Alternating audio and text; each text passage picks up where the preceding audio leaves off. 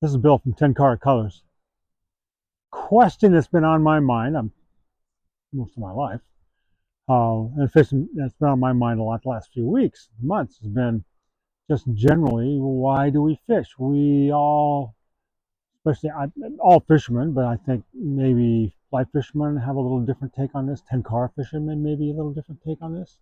Um, but still, the question is, we all spend time away from family, from the things we normally do. We spend money. We make our plans around it.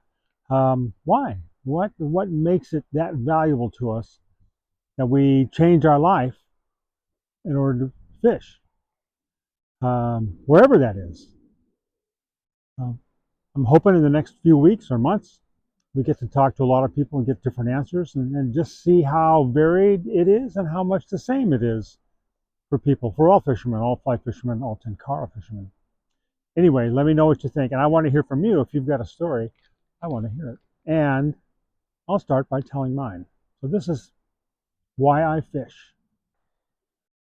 I fish, like Robert Travers, the writer and judge, um, said, first of all, because it happens in beautiful places. That's where trout are. And I think that a lot of us share that same thing of love of travel or being in some place. And for me, I mean, this is where I'm fishing in the wintertime. It's Sacramento Valley foothills, um, relatively low elevation, not far from civilization. Where I would choose to be, and I am in the summer as much as possible, is up in the headwaters to this very river, up in the higher mountains. More difficult climate, smaller fish, more wild fish, and native fish. And that pleases me. So this is not my ideal fishing water, but every time I come here, I learn something of interest and value and beauty that keeps me going. I suppose that's why I fish, is to keep me going in that sense. There's other reasons, other pleasures of fishing. What are yours? What do you get out of it? Do you have an overarching thing? Is it a combination? I'd like to know. Please let me know. I'd love to talk to you about this, have a conversation. Thanks. I started fishing in a lake east in the mountains, mile high in Southern California, east of Los Angeles.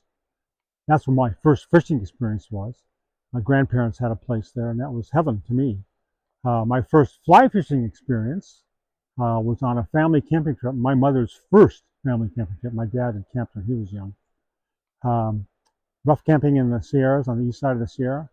And I went out with the mentor, a college roommate of my dad's, who had us go out first thing, turn over rocks, catch hellgrammites, those stonefly nymphs, put them on a hook, then come back down, drift through the holes we'd just been picking up hellgrammites in.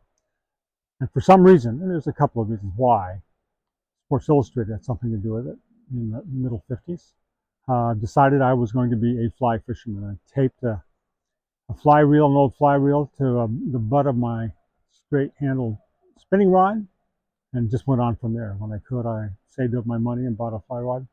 And that was the beginning. Just fascinated with the difficulty of it to some degree, but also just the pleasure of doing it, which was much more active than sitting in a boat or sitting alongside a piece of water and floating something and waiting for a bobber or action. So the activity, that's how I started.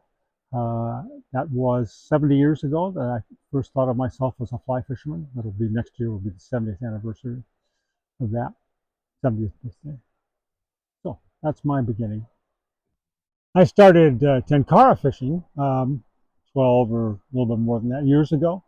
I had, during the 90s, I've been able to live in the mountains and be a guide in Mammoth Lakes area. And so I had used a lot of my various experience over the years before that and got a very concentrated amount of experience then. Worked out how I wanted to fish that area, the gear I had, wrote columns for a fishing and hunting newspaper, and felt kind of successful. But then I got away from it. We moved away from Mammoth, and life changed. We lived far enough away that couldn't get up there as often, and we developed other interests. I grew grapes and made wine for a while. Um, And then it came a point where I wasn't doing that, and I was looking for something to do. I thought, well, I'll start fishing again. And I went back through my gear And it was overwhelming, the amount of stuff I had, what lines were on what reels, where are my rods. It just was. And I read an article about this new style of simplified fly fishing called tenkara, and liked that idea a lot as a basic idea. And I'm always intrigued with new applications of stuff I already know about. And this tenkara USA did a great job of finding good gear and popularizing the sport. And my first rods were from them. And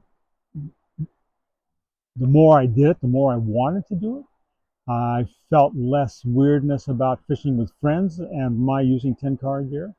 I began to see how the skills I'd learned in conventional fly fishing applied very directly to tenkara fishing. And the flies in my box, I could use the same flies. And so slowly I adapted more and more, getting closer and closer to traditional tenkara fishing, because they do that research too, which isn't very different. It's like a distillation of conventional fly fishing or fundamentals. And that's what I'm doing. And it's this whole other path I'm on. I'm still learning. Like I'm still learning about conventional fly fishing. I haven't given that up. But tenkara has really added a wonderful dimension of fly fishing to my life. The advice I'd give to any fly fisherman, particularly beginning fly fishermen, but I think we can all learn from this, is think about what you're really doing and think close. Most in streams and rivers, most of the fish are reachable with a 30 or 40-foot cast at the longest. And tenkara gear really proves that, because few of your casts are much over 20 feet. And there are fish there. That is often where the actual feeding zone of fish are. And there are longer rigs in tenkara even to reach further across bigger streams. So that's not a limitation. But whether you're fishing with tenkara or conventional gear, you don't need a 100-foot cast. Probably don't need a 60-foot cast. You can work much closer in and you'll cover much more fish. In terms of just general advice for thinking about fishing and fly fishing in particular, I would say that. And other than that, I would say practice whatever discipline you start. Practice is important. That'll make it better when you practicing without being on the river will make it better when you do go on the river. And make it easy on yourself. Set up whatever situation you're in. Practice as often as you can and as much as you can. Keep the practice session short. Concentrate on real specific things and don't do one thing too much. Change it up. There's not much to tenkara casting. I've got a video on that, and take a look at that. Getting into conventional fly casting is opening a whole other can of worms. I've learned a lot the last few years by really focusing on it, but there's a lot of stuff to sift through, a lot of different approaches to that. But I love it. I enjoy doing it. I practice conventional fly casting almost every day. So enjoy everything you can. Fish everywhere you can. Try new stuff. I mean, even walk away from fly fishing. Try some other fishing from time to time, especially with friends who know what they're doing.